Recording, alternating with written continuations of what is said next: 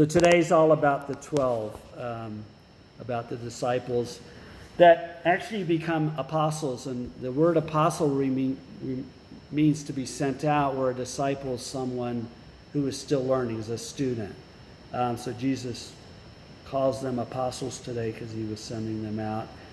And then it starts out pretty good, but then it ends pretty bad. So I read a Reverend Ken Casellas, and I've used him before. He comes up with this idea that 12 is a very significant number in the Bible. And there's other ones. There's 3 as in Trinity, 7 as 7 days of the week that God created the earth. 12 is another significant number, and it's used 187 times. I did not count that, but Father Ken Casellas, thank you for counting all those times. The idea of Jacob's 12 sons, the 12 tribes of Israel, and of course this 12 disciples becoming apostles. So we know that Jesus formed this group out of fishermen, tax collectors, and all that, and it reminded of this idea of that old movie from the late 60s called The Dirty Dozen.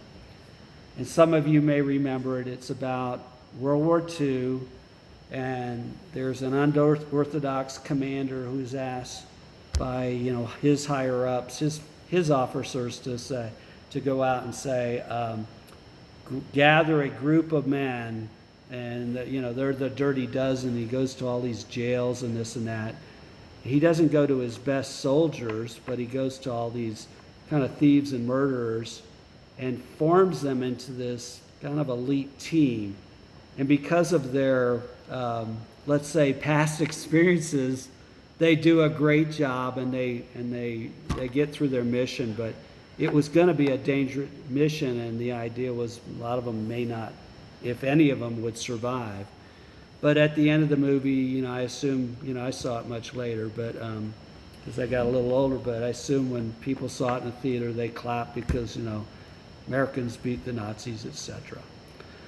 So this idea of a dozen, or the 12 that Jesus calls out, of course we can't condone murder and all the things that they did, but we don't affirm the behavior of criminals, but we see early in all the Gospels, except for John, of course, when Jesus goes out and he picks people, fishermen, maybe unsuccessful fishermen, because they just get up and leave the nets to their dads or their brothers or whoever is doing the fishing enterprise, and they follow Jesus, right? And then he picks a tax collector, very hated. He picks a zealot.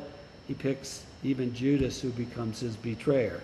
So, maybe not the best group of people, but he formed them just like that officer did, into kind of an elite team, so that they would not only be students, disciples, but he would send them out.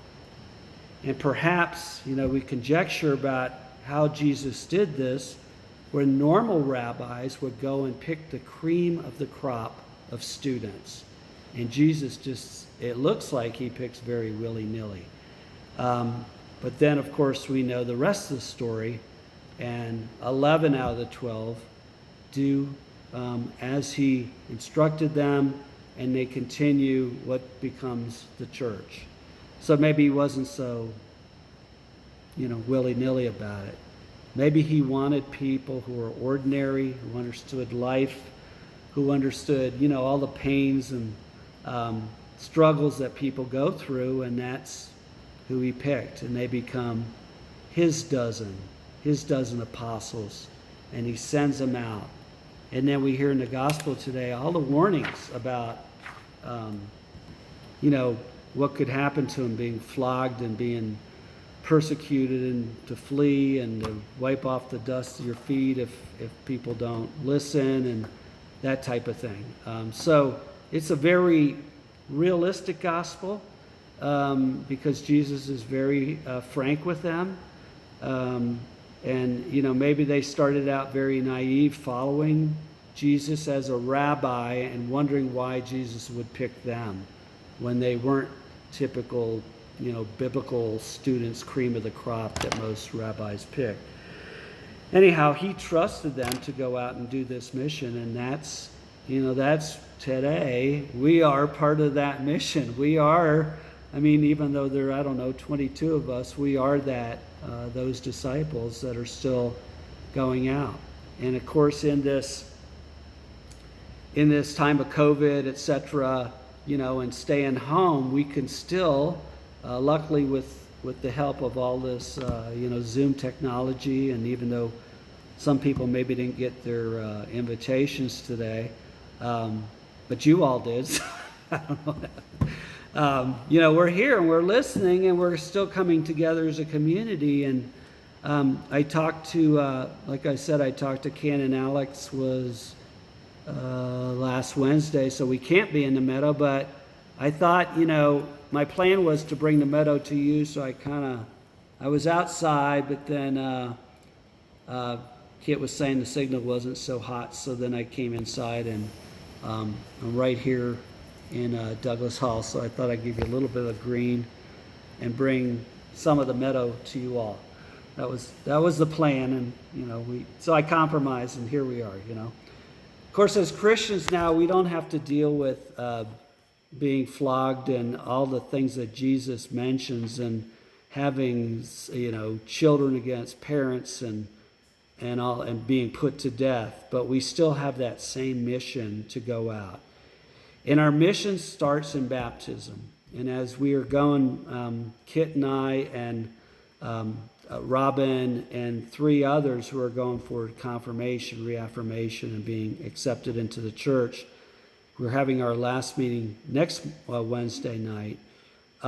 We are still being called, and once we're called in baptism, once someone says the words for us and claims us into Christ's family, we then get to the point in our lives, hopefully, where we say we want to accept Jesus in a mature way on our own versus what our parents or typically did, or we did maybe at a younger age. So it's been inspiring to hear people's stories of why they want to be confirmed. And it's really just a mature acceptance. We have someone who I assume is around 40 years old. We have someone I assume is around 55, 60 years old. And they want to be confirmed and basically be sent out, because I think once you're confirmed, you can be sent out. And my story is, I think what really sent me here to Evergreen was, I was a priest for about 5 years in Florida still, but I think what sent me out was after my mother died, and my father had died many years before that. I felt this kind of push to go and come out, and it just, the stars aligned and the Holy Spirit, and you all were looking, and I met Jerry Shrimpton at, the coffee store, and, smelled that coffee, and then saw, of course, all the beauty of the mountains, which I'm not used to as a Florida boy, and that there was that call. And really, I felt more like being sent out than when I was just in Florida going to really my hometown, but to the Episcopal Church. So think about that, how sometimes even death, kind of the worst thing that can happen, it takes a while, right? To get through the hardness of all that. But then there's something in it that kind of says, go, and, we go. And sometimes people move after a death, or they got to go, and I felt the same way, where you feel like you have to go out and take trips, just get out of your normal everyday life. And within a couple years, Kathleen and I went on like 3 kind of major international trips. So it's just something that I experienced, and maybe I'll throw it out to you all to see if that's what you experienced. But the idea is to go back, and there is nobody that's really, there are people that are called to be ministers, but we're all called to be ministers. And a priest or a deacon or even a bishop, they can only do within their group, but God really calls each one of us to be a Christian, to those around us. As we see something, kind of do something and proclaim the good news. And the good news could be, hey, can I get you a meal? Can I help you? The neighbor's helping my wife the other day. She couldn't get the car started, so he jumped her car and then suggested, if this doesn't work, go get a battery. But I know it worked because she was going to the store and she didn't call me back. So, he was a Christian and her just kind of helping her out. So whatever kind of comes in front of you, think about that as being part of the mission of Jesus. And as a baptized person, you are called to go out. So remember that. And that's what we can do even amongst what's going on here and where we're safer at home and that type of order. So with all that, I just encourage you to do what, think about what God's calling you to do. And at the moment, God will send you stuff, believe me.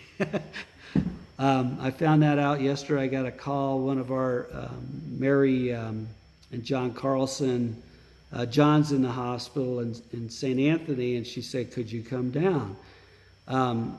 And, so far you couldn't come down. I think maybe they opened it this week. I don't know. But Mary went Tuesday, and she couldn't get in because they gave John a test, but until the COVID test, but until they found out, they wouldn't let her in. But then by the end of the day, they said, come tomorrow.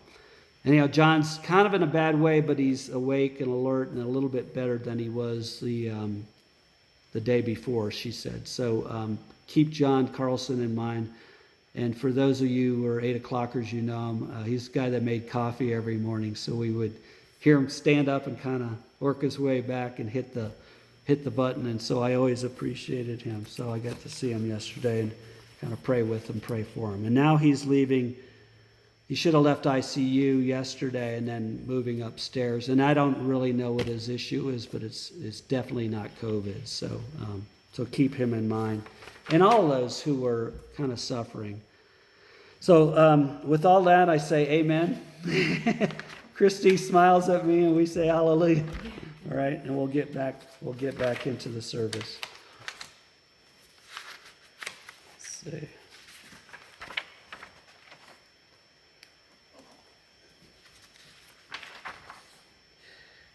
So, Michael, it's all you, Mr. Herrick. Good morning. Good morning. I just managed to get in on Zoom, so I'm guessing we're at the